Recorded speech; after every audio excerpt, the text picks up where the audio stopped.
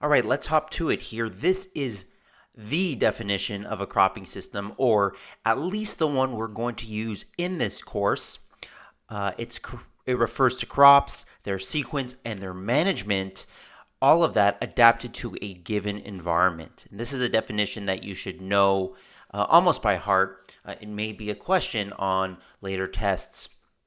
Now, we can boil this sentence down. We can pare it down to basically three different letters separated by two X's, G by E by M. All right, now what do each of those three letters mean? Okay, so the G refers to genotype, which is the crop species that are grown over time in a given farm, and within species, the variety that is chosen.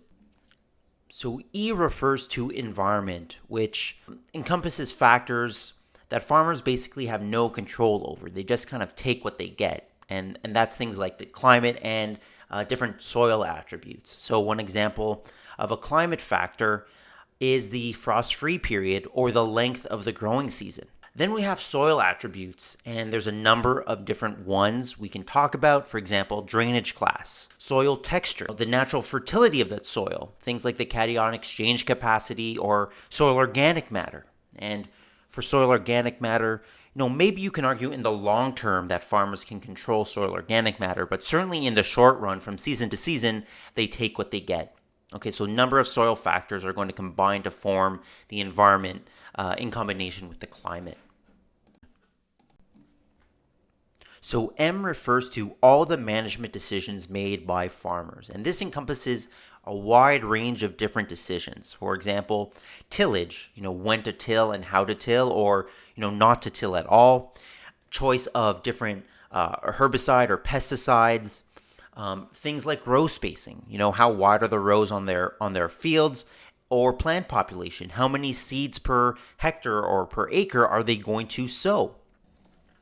So this G by E by M framework is what we're going to use to analyze cropping systems.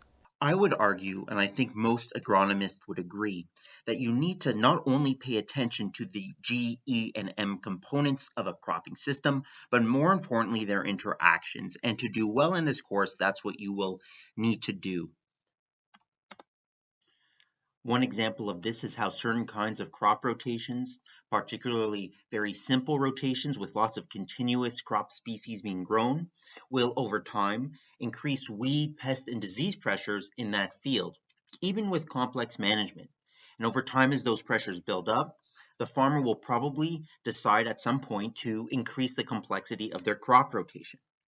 That increasing complexity of the crop rotations is in turn over time going to affect weed, pest, and disease pressure in that field. So that is the system in cropping systems, how these components interact. So far, I've been focusing on the biophysical factors that make up a cropping system, climate, soil, crop type, whatever. But the fact is, these biophysical factors are going to interact with socioeconomic and geopolitical factors to in turn create an actual cropping system. So cropping systems are based on the decisions that an individual farmer makes, the things that they are in control of, combined with these larger structural forces over which they have no control. What this means is that the cropping systems we have today in reality are emergent, which means that they're not really based on any individual's decision. And that includes the decisions of farmers. As an example, an RCMP officer in Vancouver can decide to arrest a Chinese national because that Chinese national violated certain American laws. That Chinese national just happens to be very well connected to very high-ranking members in the Chinese political and economic system, and they're a CEO and a billionaire of a big telecommunications company. No farmer in Western Canada in the prairies decided to arrest this individual. They didn't even know probably who this person was. But all of a sudden, China, the Chinese government decides on very flimsy pretexts to ban the import of Canadian crops, especially Canadian canola, which is, or China was, a major market for Canadian canola. This geopolitical event introduces uncertainty into the Canadian canola market because a major buyer basically just dropped out. So Canadian canola brokers and traders have to find new markets. This uncertainty is going to affect crop rotations. And you can see from 2017 to now, uh, canola acreage declined by about 10% or 2 million acres, a bit more than 2 million acres over this time.